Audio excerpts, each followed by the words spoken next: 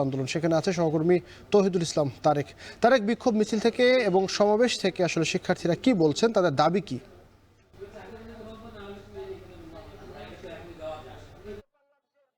আমরা যে বিষয়টা এই সমাবেশ থেকে জানতে পারছি যে গেল কয়েক ঘন্টা আগে আমরা একটা খবর শুনতে পাই যে ভারতের কর্ণাটক রাজ্যে একজন বাংলাদেশি মহিলা নাজমা 28 বছর বয়সের নারী, তিনি আসলে ধর্ষণের পর হত্যার শিকার হয়েছেন।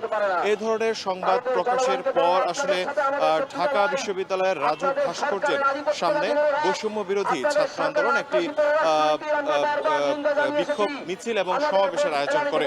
সমাবেশের শুরু থেকে বক্তারা আসলে দাবি করে আসছেন যে তার মৃত্যুর এত ঘন্টা পেরিয়ে গেলেও বাংলাদেশের পররাষ্ট্র মন্ত্রণালয় থেকে এ পর্যন্ত কোনো জবাব চাওয়া হয়নি কেন।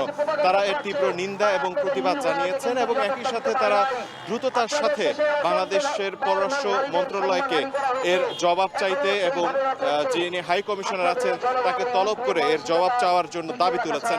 একই সাথে ভারতের উদ্দেশ্য করে তারা বলছেন যে কেন তারা আসলে এই ঘটনার পর এখন পর্যন্ত কোনো দৃশ্যমান পদক্ষেপ নিলেন না কিংবা কোনো বিবৃতি প্রকাশ করেননি। তারা খুব দ্রুততার সাথে এর বিচার দাবি করছেন এবং একই সাথে তারা চাইছেন যে বাংলাদেশ এবং ভারতের মধ্যকার যেই সম্পর্ক রয়েছে সেই সম্পর্ক আরো যাতে আগে থেকে আরো গভীর হয়, সেই জন্য সম চুক্তি এবং সম অধিকারের ভিত্তিতে সম্পর্ক তৈরি হোক।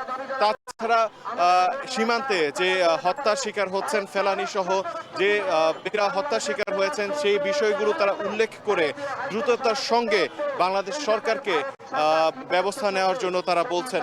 একই সাথে তারা বলছেন যে দিল্লির যে আগ্রাসন রয়েছে বাংলাদেশের উপর, এই আগ্রাসন তারা এবং বাংলাদেশের জনগণ মেনে নেবেন না এবং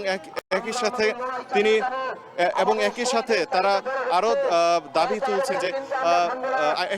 দাবি তুলছেন যে নাজমার যে হত্যা এবং ধর্ষণ হয়েছে, এই ধর্ষণের দ্রুততম সময়ে তারা বিচার দাবি করছেন। এই ছিল আমার কাছে সর্বশেষ। ভারতের বেঙ্গালুরুতে বাংলাদেশি নারীকে ধর্ষণ এবং হত্যার প্রতিবাদে ঢাকা বিশ্ববিদ্যালয়ের রাজু ভাস্কর্যের সামনে বিক্ষোভ চলছে, সেই খবর জানছিলাম।